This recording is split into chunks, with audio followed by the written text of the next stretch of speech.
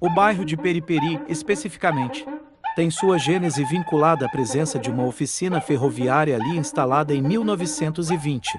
Esta oficina se destinava a reparo de vagões e locomotivas, empregando para isso certo número de operários. Mas como tudo isso começou? Aqui iremos descobrir. Periperi vem do tupi antigo que significa capim-capim ou capinzal. Quem deu esse nome à área foi uma antiga aldeia indígena. Em 1854, foi autorizado pelo governo imperial a criação de uma estrada de ferro entre Calçada e Periperi, parte da linha férrea Salvador a Vila Juazeiro, autorizada 1853, finalizada 1860, assim modificando a paisagem indígena da área e criando os maiores centros e residências de Periperi. A ocupação intensificada pelas ferrovias e também pela oficina.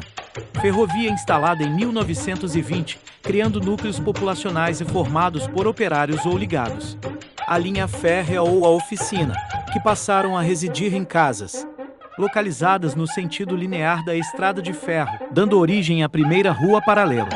A ela nomeada como Rua 1º de Setembro, ou Rua da Estação. Naqueles tempos, quase todas as terras pertencentes ao território de Periperi eram de uma única família, os Viscos, além de casas e os lotes destinados a aluguel, e assim criando uma estreita relação entre os proprietários de terras e os operários, conforme alugavam as casas ou os pequenos lotes direcionados ao trabalho, instalando, através desse processo, um espaço urbano, mesmo que incipiente e insalubre, às águas do rio Paraguari. Parte da bacia hidrográfica de mesmo nome ainda eram limpas e potáveis e com uma quantidade muito maior de trechos e braços do que encontramos hoje. Agora temos um rio poluído que deságua diretamente nos mares da Baía de Todos os Santos, por causa do aumento populacional de latifundiários, industriais e de pequenos comércios.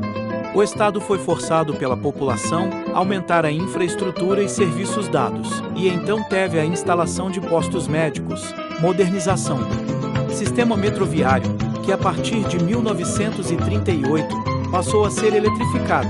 Em 1939, Periperi continuou seu caminho como bairro residencial com a construção de residências diversas direcionadas para os empregados da então Viação Férrea Federal. Leste brasileiro acabou crescendo mais um pouco, necessitando de uma intervenção da prefeitura, que altera os traços das ruas para sempre ficar em paralelo com a Rua Estação. Em 1944, Periperi se torna local de construção de casas de veraneio das famílias mais abastadas e tradicionais de Salvador. Por causa disto, o bairro começou a exercer outras funções como o educacional, médica, espaços de lazer, além de outros serviços, tornando Periperi um destaque do subúrbio ferroviário. Em 1950, começou a construção da conhecida hoje como Estrada Base Naval, que liga-se à BR-324. Tal mudança, junto à proximidade com a fábrica Cimento Aratu e a Petrobras, que ficavam em bairros vizinhos, fez Periperi e Lobato se tornarem as moradias dos operários das respectivas empresas. Agora que a história da origem de nosso querido bairro foi contada, irá passar um trecho da reportagem sobre famosos que vieram de Periperi.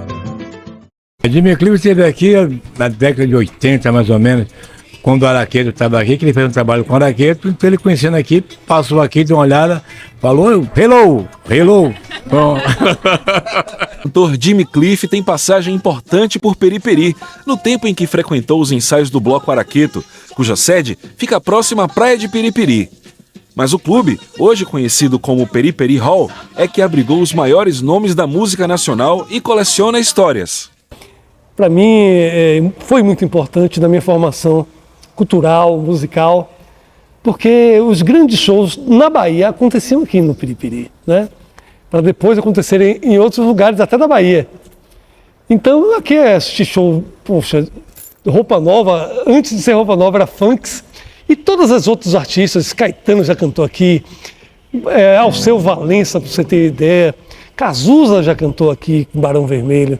E esse palco aqui, que está aqui atrás da gente, esse palco, as especificações foi feita por Roberto Carlos, que foi convidado para cantar aqui. Aí ele procurou saber como era o clube, não tinha um palco onde pudesse aportar a equipe dele, que era uma mini orquestra, né, que acompanhava o trabalho dele.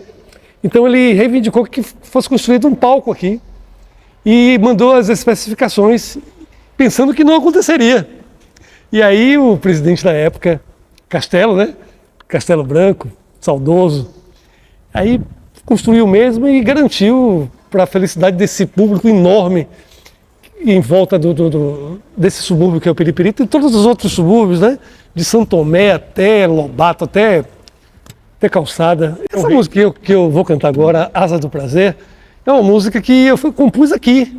E uma parte dela foi composta aqui. Apaga o refrão, que para mim é lindo, assim, que modéstia inclusa. Para mim esse refrão é lindo. Ele foi composto aqui na praia de Periperi, com o pôr do sol rolando. E esse refrão aconteceu. O sol já se pôs, o sol já se pôs, a onda bateu, a onda bateu. Muito bacana, né? Apesar de Periperi ser apenas um bairro comum, tem muita história para contar. Muita cultura e, por último, mas não menos importante, muito carinho por cada habitante que vive e já viveu nesse lugar. O primeiro ano espera que tenham gostado do vídeo. Aqui nos despedimos, um beijo e um forte abraço.